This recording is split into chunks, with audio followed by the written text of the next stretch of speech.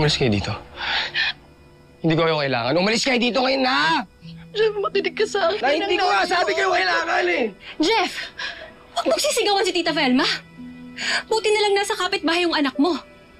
Ayokong makita niyo kung paano mo tratuhin yung nanay mo dahil baka magaya siya sa'yo at bastusin niya rin ako. Kasi ayoko binabastos yung nanay ko. Kaso sinasagad mo ko eh. Ano ba't ka nagsumbong para mapahiya ako? Nanay mo siya! Hindi masama kung malaman niya Ano? Yung anak niya, palpak. Wala lang ginawang tama. Ano, hindi ka itaguyod yung pamilya. Ano, yun yung gusto mong makita niya ngayon? Hindi! Para malaman niya kailangan mo ng tulong at nahihirapan ka kahit na anong pagpupursige mo. Kailangan mo ng nanay na tutulong sa'yo. At magbibigay ng lakas ng loob, anak. Anak, huwag ka nang magmatigas. Hayaan mong tulungan ka ng nanay. Ay, hindi ko nga sabi kayo kailangan eh. Ano kayo sa bago niyong pamilya? Nay, yun yung pinili niyo, di ba? Yung lalaki niyo at saka yung anak niya, sila yung pinili niyo. Hindi naman kami. Hindi totoo yan. Anong hindi? Sino nasa loob ng bahay? Sino nasa labas? Nay, alam niyo, wala na kaming lugar si Andres sa mundo niyo. Wala na.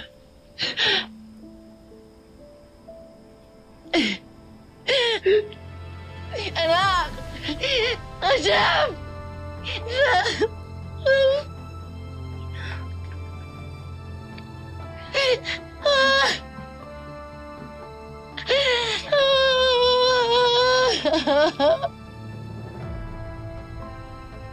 Hindi totoo yun. Hindi totoo yun.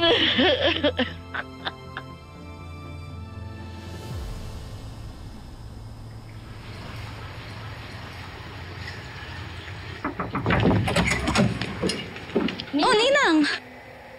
Oh, saan kayo punta? Sa FMP. Magdadala sana kami ng pagkain sa inyo tsaka doon sa mga staff nyo kasi ang sabi ni Pelma, malilate daw kayo dahil doon sa nangyaring food poison. Siyempre, gusto naman namin magbigay ng suporta. Nag-worry po kasi kami, Ninang. Pero Ninang, bakit po kayo nandito? Kasi tumawag nga pala yung Value More at saka Consumer Mart. Nagtatanong sila, hindi ko naman alam ang sagot. Ang makakasagot lang noon si Felma, kaso hindi ko siya makonta kaya napasugod ako dito. Hindi pa naman po umuwi si nanay. Baka po ba yung nangyaring masama sa kanya? Colleen, kalma. Nandun lang yung kay na Daisy kasi nga na-aksidente si Jeff. Ano nangyari sa panganay ko? Wala. Manuel, sorry. Okay na siya. Relax ka lang, ha? Kaya lang naman pumunta dun si Felma para mag-alok ng tulong. Kalma, kalma. Okay lang siya. Okay na, ha? Saka quiet kayo, ha? Kasi ayaw ipalam ni Mars sa inyo.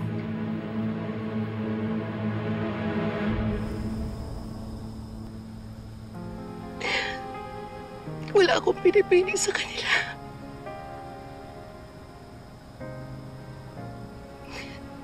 Gusto ko lang naman na mapatawad ni Jeffrey at ni Andre ang tatay nila.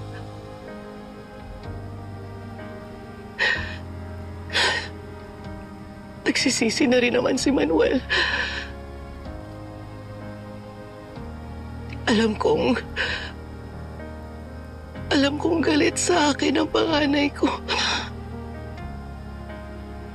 Pero sana huwag niyang isipin na wala silang lugar sa mundo ko dahil hindi mangyayari yun.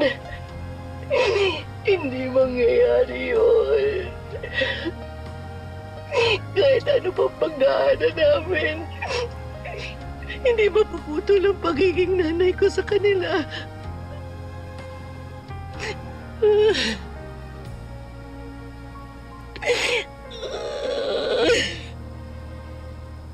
Pero sila, nakayaran nilang tiisin ako. Miss na miss ko na kayo, anak. Bakit ba siya umaalis?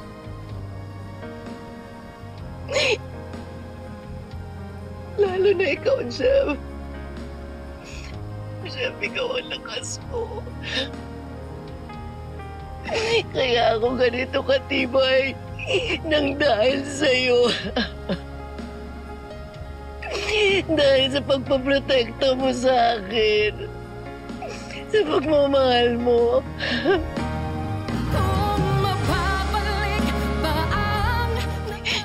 Ginawa mo lahat para sa akin.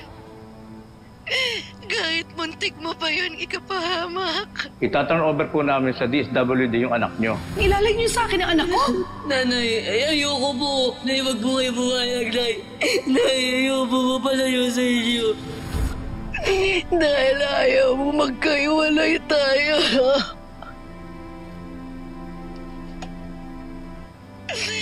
Anak ka, Jeff. Ako naman magpapalakas sa'yo. Ako naman, anak, ang magpaprotekta sa'yo. Andito lang naman ako eh.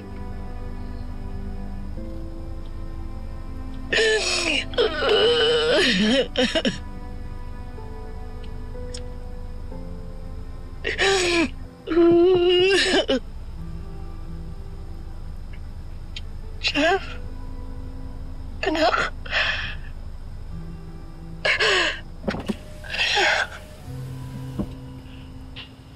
Nay, sorry.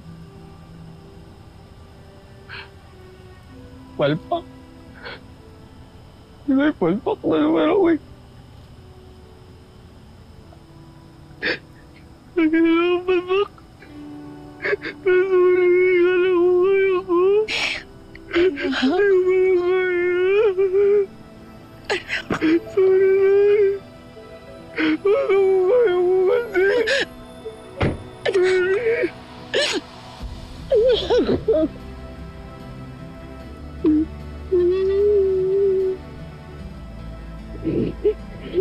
Matirahin ko naman i-promise. Kaso Bano yung anak mo. Bano. Tama na. Huwag mo sabihin yan. Huwag mo sabihin yan. Hindi ba ang panganay ko? Tandaan mo yan. Hindi totoo yan. Anak, hindi ka palpak. Hindi ka palpak, anak. Minalas ka lang, anak. Pero tandaan mo, nandito lang ang nanay. Tutulungan kita.